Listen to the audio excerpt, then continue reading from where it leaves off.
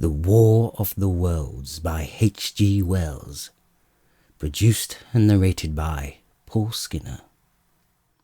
Book 1. The Coming of the Martians. Chapter 4. The Cylinder Opens. When I returned to the common, the sun was setting. Scattered groups were hurrying from the direction of Woking, and 1 or 2 persons were returning. The crowd about the pit had increased, and stood out black against the lemon yellow of the sky, a couple of 100 people perhaps. There were raised voices, and some sort of struggle appeared to be going on about the pit. Strange imaginings passed through my mind.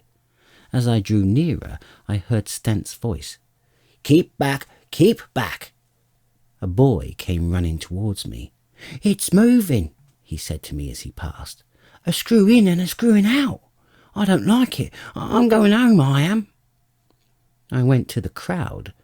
There were really, I should think, 200 or 300 people elbowing and jostling one another, and 1 or 2 ladies were being by no means the least active. "He's fallen in the pit," cried someone. "Keep back," said several. The crowd swayed a little, and I elbowed my way through. Every one seemed greatly excited. I heard a peculiar humming sound from the pit. "I say," said Ogilvy, "help keep these idiots back. We don't know what's in the confounded thing, you know." I saw a young man, a shop assistant in Woking, I believe he was, standing on the cylinder and trying to scramble out of the hall again. The crowd had pushed him in. The end of the cylinder was being screwed out from within. Nearly 2 feet of shining screw projected. Somebody blundered against me, and I narrowly missed being pitched into the top of the screw. I turned, and as I did so the screw must have come out, for the lid of the cylinder fell upon the gravel with a ringing concussion. I struck my elbow into the person behind me and turned my head towards the thing again. For a moment that circular cavity seemed perfectly black.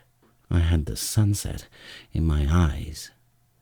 I think everyone expected to see a man emerge, possibly something a little unlike us terrestrials, but in all essentials a man.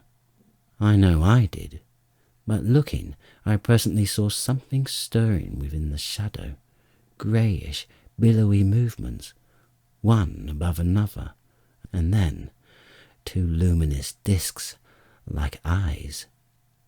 Then something resembling a little grey snake about the thickness of a walking stick coiled up out of the writhing middle and wriggled in the air towards me, and then another. A sudden chill came over me. There was a loud shriek from a woman behind. I half turned, keeping my eyes fixed upon the cylinder still, from which other tentacles were now projecting, and began pushing my way back from the edge of the pit. I saw astonishment giving place to horror on the faces of the people about me. I heard inarticulate exclamations on all sides. There was a general movement backwards. I saw the shopman struggling still on the edge of the pit. I found myself alone and saw the people on the other side of the pit running off, Stent among them. I looked again at the cylinder, and ungovernable terror gripped me. I stood petrified and staring. A big, greyish, rounded bulk, the size perhaps of a bear, was rising slowly and painfully out of the cylinder. As it bulged up and caught the light, it glistened like wet leather. 2 large, dark-coloured eyes were regarding me steadfastly. The mass that framed them, the head of the thing, was rounded and had, one might say, a face. There was a mouth under the eyes, the lipless brim of which quivered and panted and dropped saliva. The whole creature heaved and pulsated convulsively. A lank tentacular appendage gripped the edge of the cylinder, another swayed in the air. Those who have never seen a living Martian can scarcely imagine the strange horror of its appearance. The peculiar V-shaped mouth with its pointed upper lip, the absence of brow ridges, the absence of a chin beneath the wedge-like lower lip, the incessant quivering of this mouth, the gorgon groups of tentacles, the tumultuous breathing of the lungs in a strange atmosphere, the evident heaviness and painfulness of movement due to the greater gravitational energy of the earth. Above all, the extraordinary intensity of the immense eyes were at once vital, intense, inhuman, crippled, and monstrous. There was something fungoid in the oily brown skin, something in the clumsy deliberation of the tedious movements unspeakably nasty. Even at this first encounter, this first glimpse, I was overcome with disgust and dread. Suddenly, the monster vanished. It had toppled over the brim of the cylinder and fallen into the pit with a thud like the fall of a great mass of leather. I heard it give a peculiar thick cry, and forthwith another of these creatures appeared darkly in the deep shadow of the aperture.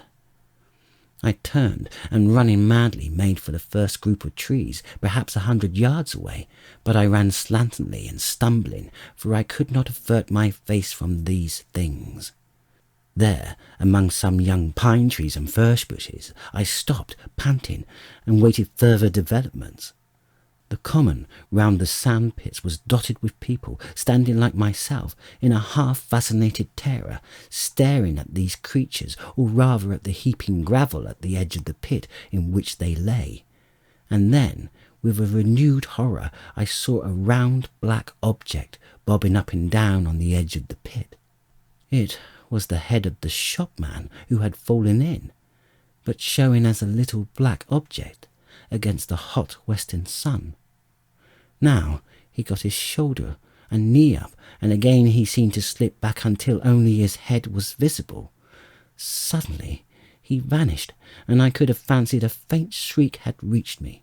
I had a momentary impulse to go back and help him that my fears overruled.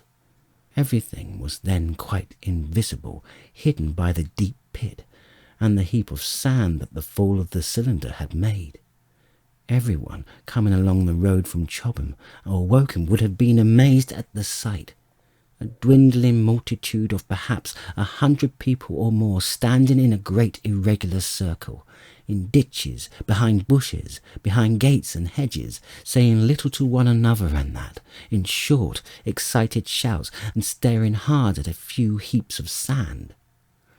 The barrow and ginger beer stood, a queer derelict, black against the burning sky, and in the sand pits was a row of deserted vehicles, with their horses feeding out of nosebags or pawing the ground.